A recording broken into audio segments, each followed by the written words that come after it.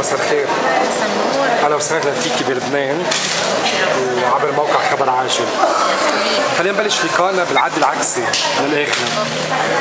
اكيد اليوم حضورك بلبنان له هدف اساسي، وهو انه حبيتي انك تكوني موجود بلبنان لتعزي اهلته لرامي الله يرحمه. الله يرحمه. خبرينا كيف لقيتي خبر وفاته؟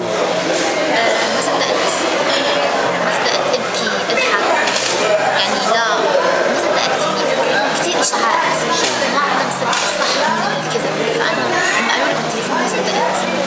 ما كان عندي حتى رصيد اني اتاكد من المغربي، اتاكد من رانيا، ما عرفت شو، بس انصدمت كثير زعلت يعني. كتار لما خبرناهم عبر المواقع وعبر الصحافه وكذا، كمان ما صدقوا الخبريه وانصدموا للي صار.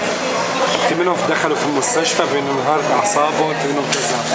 قديش بيعني لك رامي بالذات يعني؟ رامي الناس بتعرف، وهذا الشيء واضح، ما كان قريب مني بالاكاديميه، لكن كان في بيني وبينه احترام كثير كبير، يعني كنا قريبين بس قريبين روحيا يعني. ما كان في انسجام. اي مش ما كان في انسجام، لا بالعكس كان منسجمين مع بعض، لكن هو كان عنده اصدقاء وبيرتاح معهم اكثر، وانا كان عندي اصدقائي برتاح معهم اكثر.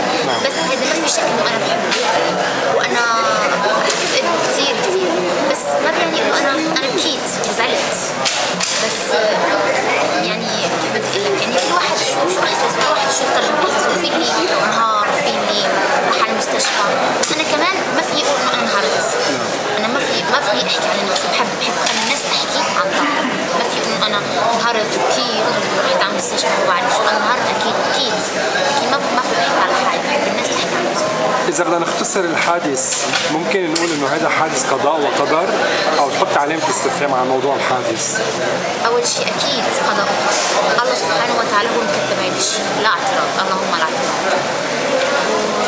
لما ترجع بالذاكرة لورا وتحضري السكشن تبع اللي بيحكي فيه حلمه، هو كان عم يحكيه منذ الطفولة ورافقه الأكاديمية وحتى حلمه بالأكاديمية، قديش هالشي بأثر فيكي وبترجعي تتذكري إنه رامي حكي اللي بده يصير؟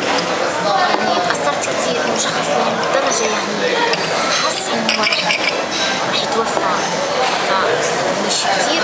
شو بتعتبريه هيدا إيمان أو بده شيء تحليل بسيكولوجي هيك نفسي؟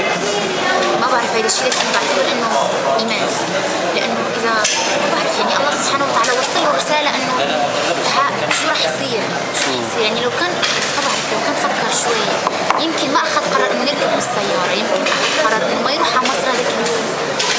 بس بالنهاية قضاء وقدر، يعني بالنهاية إنه ما بتعرف الإنسان وين الله مكتب له إنه يعني يفارق الحياة، يمكن بلبنان، يمكن برات لبنان، يمكن كذا. طلعتي عند أهلاته زرتيهم؟ إيه زرتهم، أمه يعني أمي، يعني شو إحساس أمي غير إنها رح تكون منهارة عم تبكي، ما عم تاكل، ما عم تشرب. صورتها يعني صورته خدها فيها صورته اللي بحطها دايما، دموعها ما عم توقف، ما عم تعرف توقف دموعها. أمه بالنهاية يعني أمه يعني قطعة من قلبها، قطعة كبيرة من قلبها، مش قطعة صغيرة، قطعة كبيرة. هي عندها أولادها الله يحميها إياهم يا رب، بس كل شخص بيضل عنده شيء مميز بقلبه، يعني هو أكبر، يعني هو أكبر. كانت حاطة كل أملها عليه، كل أمنياتها، كل أحلامها، كنت بتشوف ابنها رجل رح يصير شيء بالمستقبل، فإن شاء الله أكيد يا رب إخواته أكيد رح يكملوا هاي الشيء معهم. شو بتقولي لشكري اللي هلا عم يتعالج بألمانيا ونحن بالنهاية بنتمنى له الشفاء العاجل إن شاء الله، شو بتحبي تقولي له؟ بدي أقول لشكري الله يشفيه يا رب، إنه يستاهل، بتمنى إنه الشفاء يعني شكري ما يتعذب، حياته فرح، حياته هيك رقص، حياته حيوية، يعني ربنا كل شيء بالتوفيق ومن النجاح إن شاء الله. نحن على كل حال أكيد ما نرجع نقدم تعازينا أهل رامي، نتمنى لشكري الشفاء وكمان الله يصبرهم يعني ويقفوا حده. بالعودة إلى الأكاديمية طاهرة، هون هناك مسلسلات اذا فينا نقول صح التعبير، واخبار كثيره ومغامرات كثيره صارت بالاكاديميه. سؤالي الاول، هل كانت لك اول مره بتقدمي على برنامج ستار اكاديمي، ولا جربتي قبل تقدمي وما قبلتي ورجعتي كررتي؟ جربت مرة. نعم. ما قبلت. جربت مرة، قبلت المرحلة الثانية. نعم. رحت اجت لبنان المرحلة الثانية وما قبلت، فرحت جربت حظي مرة ثانية قبلت. قبلتي. قبلت بالاكاديميه ودخلتي. اكيد طبعا كل شخص من بلد يعني بدكم وقت فترة زمنية لتنسجموا على بعض وتفهموا على بعض، وفلان بيتقرب من فلان وفلان ما كتير بيرتاح لفلان. نحن حسب ما شفنا كانت الصورة واضحة، طاهرة مع مين كانت مقربة ومن مين كانت بتتفاهم. بس خلينا نفوت بالشخص المباشر دغري حتى ما نلف وندور. بالبداية ما كان في انسجام بينك وبين سلطان اللي هلا يعني استفهام كبير كثير عليه. حنحكي أكثر عن المواضيع هيدي لأنه جمهور سلطان اليوم بده يعرف شو طاهرة بالنسبة له. أكيد أنت بهمك توضحي هذه النقطة. بس نحن شخصيا ببداية البرنامج لنصه إذا بدك أو أكثر من نص شوي حسيناكي محايدة، يعني بتحكي مع فلان، بتسلمي على فلان، مع زميل كذا، بتعاطي يعني متعاطي مع الكل الأكاديمي. ولكن بعد نص الأكاديمي حسيناكي بلشتي تتقربي من شخص اللي هو سلطان.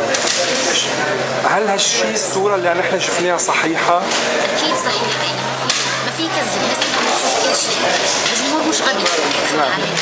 الجمهور قد كجمهور، فبيعرف كل شيء، أي شيء صغير كانوا عايشين معانا بيعرفوا إذا طلعت هيك شو بتقصد، إذا شخص عمل هيك شو عم يكون شو إحنا ما نحن. بدي أقول إنه أوكي كانوا كلهم قريبين لبعض، قريبين لإلي، بس أكثر شيء كنا 4. بلش يطلع واحد، هيثم طلع، بقيت أنا ومغربي سلطان. مغربي شخص هائل، هيثم صديق وفي كمان شخص هائل بقلبه وبيته وكل شيء. مغربي فنان بتصور له الحياة مستقبل كثير إن شاء الله يا رب. سلطان كمان نفس الشيء، شخصية طيبة. مهضوم سلطان. مهضوم يعني ممثل مبدع. بيمثل كثير. شاطر. بيمثل كثير حلو. وإن شاء الله بكون يصير ممثل يصير كل شيء. ليه هالانسجام اللي صار بعد نص نهائي من الأكاديمي؟ يمكن لأنه بلش يفلوا حسيت حالك بلشت تقربي أكثر. إيه لأنه خلص نحن بالأول كنا 21. 21 أصعب شيء. 21 كل واحد لازم يثبت نفسه بالأعمال. لو ما تثبت نفسك غنائيا، حضورا، شخصية، حكي، ضحك هيك ما راح تقعد، ما راح تقدر تعمل. صحيح. عرفت؟ فأنا ما بدي أقول إنه هو أكثر شخص يمثل، لا، هو كان يعني بحس حالي إنه أنا كنت مسؤولة عليه، يعني مسؤولة يعني معدوم. مسؤولة عليه لأنه أخويا صديق عزيز لإلي، إنه ما كان في حد أي حدا بالأكاديمي كنت بعتبر حالي أخته مثلا، فكنت بوقف جنبه لأنه كان بيتعب كثير بيتعصب كثير، فأكثر شيء كنت بقعد جنبه بواسيه باخذ منه. كمان هو نفس الشيء كان بيعملوه معي. مغربي كان نفس الشيء بيعملوه معي، كنا 4 مع بعض ورح نضل هيك.